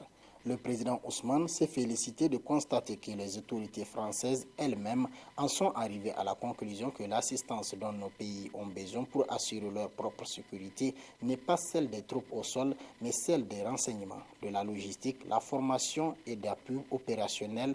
Et le président Ousmane a indiqué être convaincu qu'une telle évolution dans la démarche de nos partenaires témoigne de leur sensibilité aux préoccupations des peuples de la sous-région sahélienne et de nature à redorer leur image si gravement ternie par leur trop grande accointance avec des dirigeants illégitimes que les peuples rejettent. Voilà, et à ce propos, Niger Inter Hebdo a titré « Visite de courtoisie de Sylvain Ité à Mahaman Ousmane, le président du RDR Tchangi droit dans ses bottes de la dénégation ». Visite de courtoisie de Sylvain Ité, ambassadeur de France au Niger, à Mahaman Ousmane, le président du RDR Tchangi droit dans ses bottes de la dénégation. Titre Niger Inter Hebdo. Et le Nouveau Républicain, l'hebdomadaire Le Nouveau Républicain, titre « La France reconnaît-elle enfin le malaise des Nigériens ?» La France reconnaît-elle enfin le malaise des Nigériens? Titre Le Nouveau Républicain. Alors, Trana. Bon, moi, c'est pas une surprise. C'est un agenda qui s'est donné. Professionnels du pays, vous avez, si vous avez souvenance, les premiers à être rencontrés, c'était la presse justement, pour se faire une idée. Il a eu une idée de ce que les gens pensent. Maintenant, il a été à l'université de Niamey également, puis beaucoup d'autres secteurs où ils n'ont pas médiatisé. Il s'est même déplacé à l'intérieur du pays. Rencontrer le challenger du président Issoufou, il a permis d'avoir une autre, du président Bazoum du moins, il a permis d'avoir une autre lecture de ce que le pouvoir lui donnait. Si vous avez suivi, le communiqué résume vraiment tous les points fondamentaux qui sont en divergence avec l'opposition nigérienne. Les libertés d'aller et venir, les libertés de marcher, certains leaders qui sont encore en prison, la corruption, le déni de démocratie.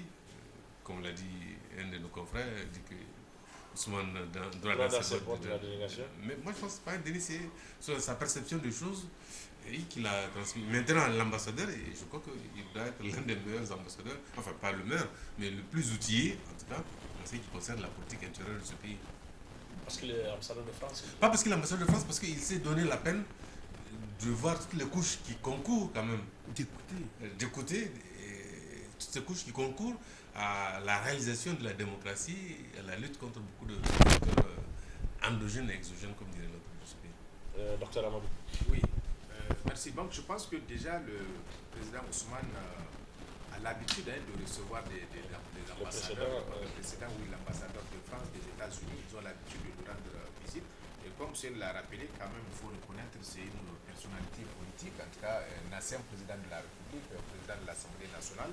Et peut-être l'autre aspect, peut-être qui a justifié le choix de Ousmane plutôt que de chef de file de l'opposition, c'est parce que le challenger justement du président Bazoum aux dernières élections présidentielles pour aller un peu peut-être s'imprégner du contexte un peu électoral qui avait prévalu, peut-être sa version ou sa perception, sa vision de la gouvernance, ainsi de suite. Je pense que le communiqué en rend compte un peu de cet état d'esprit.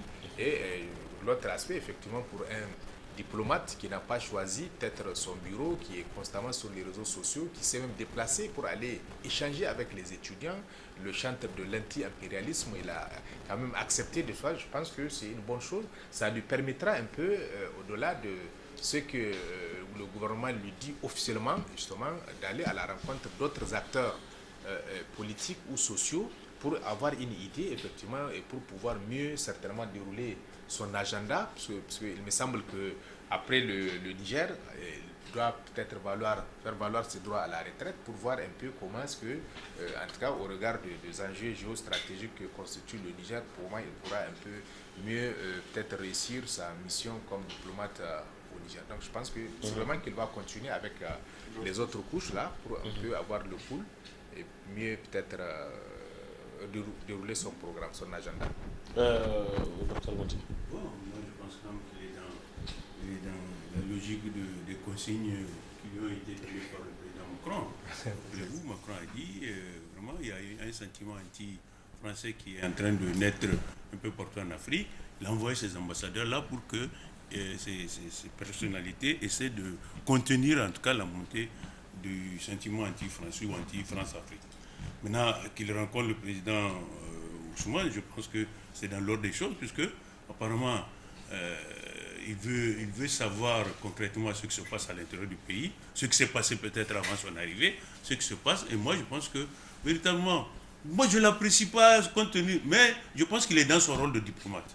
Franchement, moi j'apprécie beaucoup les diplomates allemands. Au moins, ils ne font pas du bruit, c'est du concret. Hein. Rien qu'hier, avant-hier, ils ont équipé nos forces après les avoir formées. Bon, ce n'est pas des discours. L'ambassadeur, je crois qu'il n'a rencontré personne. Les amis français ont donné deux avions, non? Deux hélicos à durée de vie déterminée. Donc, sincèrement, non, moi, sincèrement, moi j'apprécie beaucoup. Quand vous voyez ce qui se passe, les Allemands. Et puis en plus, vous voyez, ce que, par exemple, les Maliens reprochaient aux forces d'occupation, comme ils les appellent, c'est que quand les gens formaient les soldats maliens, ils ne leur remettaient pas les armes. On dit, bon, il faut retourner travailler avec les armes que vous avez. Les Allemands, ils ont formé nos gens, nos forces spéciales, ils leur ont laissé les armes. Voilà, ça, si c'est ce que la France fait, ou les autres pays font, il n'y a aucun problème. Je pense que ce sentiment-là ne serait même pas né au Mali. Mais former des soldats avec des armes ultra modernes, après leur donner des Kalachnikov qui datent des années 50, 56, moi je pense que ce n'est pas une bonne chose. Sincèrement, je pense que tout ce qui peut contribuer à l'apaisement de la situation au niveau du Niger ou de la sous-région, si cet ambassadeur-là peut y contribuer, il n'y a aucun problème. Mais qu'il sache qu'il n'y a pas de sentiment anti-français. Il y a un sentiment anti-France-Afrique. Il faut que les choses soient très claires. La manière dont la France s'ingère de manière ostentatoire dans nos affaires jusqu'au choix. Il y a un monsieur qui dit, des services de renseignement, qui dit qu'avant même la fin des élections chez nous, les résultats étaient connus à l'Élysée. Donc c'est ça que les gens ne veulent pas. S'il y a des élections, que les élections se passent de manière démocratique. S'il y a eu triche, que la France dénonce. Que la France ne couvre pas des chefs d'État qui sont venus de manière maladroite au pouvoir. Et qu'elle sache qu'il n'y a aucun Nigérien qui est contre la France. Moi, je n'ai pas vu. Par contre, les gens disent qu'ils ne veulent pas que la France continue la politique qu'elle a menée. Si elle engage un projet, qu'on voit les résultats. Les Allemands, là, ils donnent des résultats. C'est là, à Tiloa, avant-hier, voilà. Ils ont formé des centaines de soldats. Ils les ont armés. Et ces soldats-là sont immédiatement opérationnels. Mais tu ne viens pas donner des armes d'occasion au Burkina, au Niger, au machin. Les hélicoptères, là, c'est à durée de vie déterminée. Des armes réformées. Non, réformées. Parce que vous-même, vous êtes spécialiste des armes réformées. Moi, c'est la première fois que j'apprends qu'on peut réformer des Kalachnikov. Je vous assure. Non, une arme a une durée de vie. Après ça, là, par exemple, le FAMAS français ils sont en train de le retirer. Parce que c'est fini. Même si l'usine a continué à fabriquer, la durée de vie de l'arme, c'est ici de 30 ans. Je crois que le format, c'est venu dans les années 80. Mais allez reformer Kalachnikov. Moi, je vous assure que, bon, ça y est peut-être un truc que je fais. Mais Bazoum était à Sharm el-Sheikh. Égypte. L'Égypte fabrique les meilleurs Kalachnikov d'Afrique. Si j'ai des problèmes chez moi, remplis mon avion de 15 000 Kalachnikov, je vais aller. Ça te coûte quoi? Mais tu vas aller te au bord de la mer là et puis revenir. Non, je ne peux pas quitter si tu ne me donnes pas des armes. Voilà comment Kounti faisait souvent. Il forçait ces machins pour qu'on l'aide. Et c'est l'Égypte qui, en premier lieu, qui a retrocédé les armes lourdes à l'armée. Moi, j'étais de l'armée. Par point aérien. Je viens avec mon avion, remplis-le-moi de Kalachnikov, je vais donner à mes soldats d'abord. Oui, les meilleurs Kalachnikov d'Afrique sont fabriqués en Égypte. Ils sont soutenus par les Américains.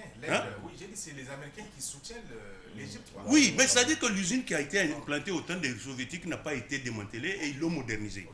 Mais l'armée égyptienne elle-même continue à utiliser les Kalachnikov. Remplis mon avion, 20 000, 40 000 même, je vais partir avec et puis terminer. Tu fais débarquer certains ministres pour qu'ils prennent le moyen et tu reviens avec. Oui, c'est comme ça que ça se passe. Ne peut pas transformer. Non, je dis ça juste. Oui, c'est une façon. Mais en tout cas, c'est pour te dire, moi je ne suis pas là. Je suis venu à la COP 27, d'accord. Mais on a les mêmes problèmes. Toi, tu es dans le Sinaï, tu es confronté au terrorisme. Remplis-moi quelques avions d'armes et puis voilà. Surtout qu'il n'y a même pas d'obstacle, tu n'as pas besoin d'interprète. Vous parlez la même langue. Oui. Tout à fait. Voilà. Alors là, c'est téléspectateur qu'on va prendre avant de clôturer. Mais lui, il parle plutôt de Maman Ousmane que de l'ambassadeur de France. Il dit la visite de l'ambassadeur de France à Maman Ousmane, c'est juste une visite pour prendre des nouvelles d'une personne qui étonnera toujours les Nigériens. Maman Ousmane est seul dans sa maison. Il ne fait rien. On ne le voit pas. Il ne s'adresse même pas à ceux qui ont voté pour lui lors des élections passées. Moi, je demande si le fait qu'en ayant été exclusivement biberonné que par l'État, parce qu'il a toujours été nourri par l'État, n'est pas un problème pour son charisme. Son parti fait une déclaration écrite, mais lui, on ne le voit jamais. C'est bien d'être pacifiste ou pacifique dans son comportement, mais un leader, ça doit parler, ça doit dénoncer. C'est pas rester assis et attendre que les élections pour s'adresser à ses concitoyens. Le peuple n'est pas qu'un objet de campagne électorale. Il est un peu remonté. Peut-être que c'est un militant qui a fait un peu... Non, il a fait un constat vrai parce que effectivement, Maman Ousmane s'exprime très peu. Vous voyez, même après les élections, au moment de la proclamation des résultats et tout, on a vu, il s'est miré dans un silence. Il a fallu que les gens se mobilisent devant sa porte pour dire non, il n'a qu'à sortir pour s'exprimer. Je me rappelle le jour là, j'étais allé là-bas. Il y avait une foule de milliers de gens qui sont venus pour lui dire mais il faut qu'il dise quelque chose par rapport à ce qui s'est passé. Mais bien évidemment, sous la pression. Sous la pression. Alors, on lui a plus ou moins forcé la main. On lui a plus ou moins forcé la main. Un leader ne peut pas fonctionner comme ça. Bon, maintenant, on voit que pratiquement, ça a contaminé tous les autres leaders de l'opposition. Il n'y a plus personne qui parle. Tout le monde s'est terré, tout le monde s'est miré dans Sauf qu'il y en a. Oui. Lui, de temps à autre, qui essaie de faire l'effort, au moins, parce que ça a créé un sentiment où on se pose même la question, où est-ce qu'ils sont tous passés? Il n'y a personne qui peut sortir dire non. Pourtant, ce n'est pas des occasions qui manquent pour pouvoir dire des choses. Parce que ça aussi, ça contribue à ramener l'autre qui est au pouvoir, à faire attention aux actes qu'il pose. Mais quand les gens se taisent, vous, opposants, vous vous taisez, mais l'autre, il se dit, ben, à partir du moment où il n'y a pas personne qui peut me contester, je vais continuer à faire ce que j'ai envie de faire. Et aujourd'hui, nous sommes dans cette situation. Maman Ousmane, de temps en temps, peut parler. Comme les autres, bon, on a laissé Tiana seul maintenant, et de temps en temps, il va s'essouffler. Alors, il reste encore. Il dit que peut-être que le fait que Ousmane ait été biberonné, c'est son expérience. Pendant tout son parcours politique par l'État, n'a pas un peu émoussé son... Mais le problème dans ce pays, malheureusement, le problème dans ce pays, vous savez, quand les gens rentrent dans la politique, c'est fini. Ça devient une fonction, ça devient une profession, n'est-ce pas? On ne peut plus... En tout cas, il y en a très peu qui sortent. Parce qu'ils se disent que... Et c'est ça qui explique le nomadisme auquel on assiste, où le gars, dès qu'il est un peu, comment dire, mis à l'écart là, il considère qu'il ne peut pas rester longtemps parce que tant qu'il n'y a pas l'État à côté, pour donner, comment dire, la mamelle, ça ne va pas. Et c'est ça qui dénature un peu notre démocratie. Oui, bon, je voulais rappeler aux téléspectateurs qui a écrit, je pense Monsieur Adam Hussein. Monsieur Ousmane n'est pas le seul quand même, c'est vrai, il était fonctionnaire un peu du bon bureau d'organisation des méthodes avant d'être élu président en 1993. Et à continuer, il n'est pas le seul, pratiquement. Tous les leaders, en tout cas, voilà, donc tous les leaders, justement, émergent jusqu'à aujourd'hui, certains avec des avantages et autres là, pendant, en tout cas, sur les deniers publics. Maintenant, l'autre chose, lui-même, il a reconnu, Ousmane est de tempérament calme, c'est pas quelqu'un qui aime venir s'exprimer, en tout cas, un peu galvaniser les troupes. Voilà, donc les gens le savent, c'est quelqu'un qui a un tempérament plutôt calme, donc il n'est pas belliqueux. C'est vrai, quand il y a eu les élections, puisque les gens voulaient qu'il y ait des violences, que les gens contestent les résultats dans la rue, maintenant, comme il est légaliste, comme il a dit lui-même, il a introduit un recours, il a un peu calmé les gens pour dire aux gens de patienter un peu jusqu'à ce que les résultats sortent, ainsi de suite. Donc je pense que véritablement, c'est un peu ça. Maintenant, pour ce qui concerne Tchana, qui s'est fait passer aujourd'hui pour en tout cas l'opposant le plus je sais pas, peut-être déterminé aujourd'hui. Bon, il faut aujourd'hui, virulent, peut-être il faut le comprendre. Déjà le plus loquace. Voilà. Parce que ce que notre camarade dit, notre téléspectateur déjà, c'est que bon, ils disent on ne le voit pas, on ne l'entend pas. Enfin, c'est le cas pour la plupart des autres opposants. On ne les voit pas, on ne les entend pas. Bon, sur ce plan, l'autre est plus local. Parce qu'être leader politique, quand même, ça a aussi ses exigences, de ce point de vue. Vous savez, Ousmane, c'est quelqu'un qui n'aime pas trop communiquer, un peu venir tenir de points de presse, sauf dans le cadre de la coalition de l'opposition en son temps, quand il faisait des déclarations. Mais une chose est sûre, je l'ai toujours relevé, malgré tout ce qu'on dit, Ousmane est le seul véritable opposant au régime de la Renaissance. Tous ont côtoyé le régime. Tchana, Hama, ainsi de suite, tous. Donc le seul, quand même, il faut lui reconnaître cela, il a fait son choix d'être opposant au régime, il n'est jamais associé justement à la gestion dans quelque alliance que ce soit, et ce choix. Mais maintenant, un peu, le fait qu'il ne fasse pas de point de presse pour dire ceci, cela, ça c'est la nature humaine de l'homme, mais quand même, il a ses mérites comme chacun a ses défauts et ses qualités. Donc voilà un peu ce que je voulais relever. Merci Dr Amada Sambaka, merci Hussein Issa, merci Traoré Douda, merci Dr Bounti Diallo, merci à vous aussi mesdames, messieurs, de nous avoir reçus chez vous pour presque plus de cette semaine. Bonne suite des programmes sur la télévision Bonferré, à la semaine prochaine, Inch'Allah, au revoir.